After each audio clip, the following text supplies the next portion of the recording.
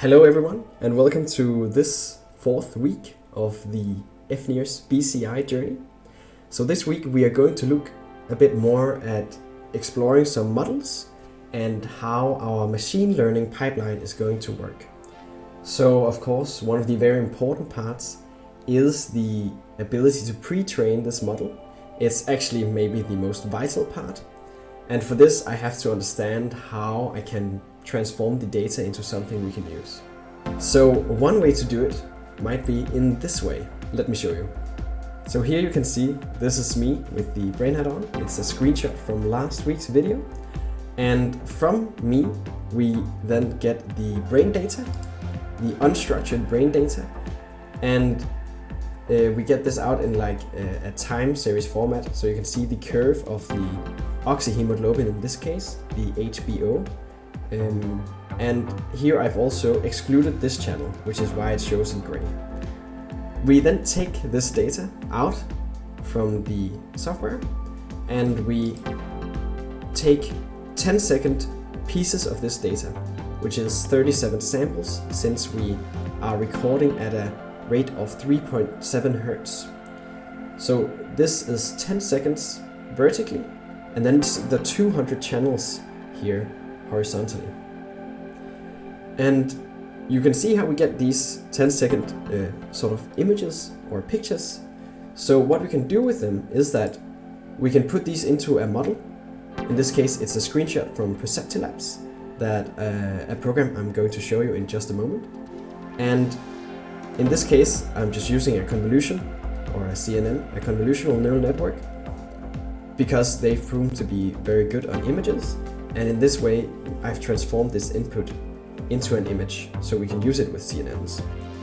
And what I ask this model to do is, as I explained in week 2, that I ask it to sort of predict a target variable.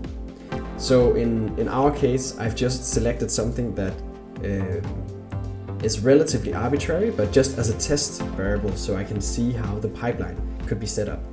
Because what we wanted to do is we wanted to be a self-supervised system, and this means that it creates its labels itself. So in our case, what I'm going to show you in a moment, it tries to predict 1 second ahead of the 10 seconds what is the value of channel 1. And this is a very simple architecture. I won't say that I know exactly how CNNs work. So this is very much, just as much a journey for me as it is for you if you don't already have amazing experience with neural networks. But this is what we're going to do. So let me just jump into the programming, and I'll show you what I've created until now.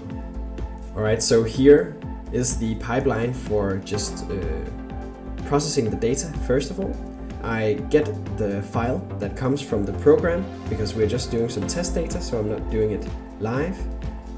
We can calculate the scalp coupling index, which is a way to measure how well the optodes are connected to the scalp when we have the cap on.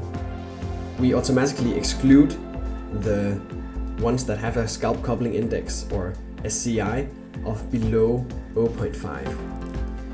And then we calculate the hemoglobin concentration, both the oxy and deoxyhemoglobin. And then we have a filter here that goes through and filters specific frequencies such as heart rate and so on, which helps us distinguish the brain activity in the signal. So then we take the raw hemoglobin levels, we exclude all the bad channels here, and then we export it into the M&E pre-trained for export.csv file. So every second column is the deoxyhemoglobin of the column before, which is oxyhemoglobin. So then we go into this script, and basically what this script does is it takes this M&E pre-trained for _ export CSV. It creates, in this case, 1,000 samples from this data.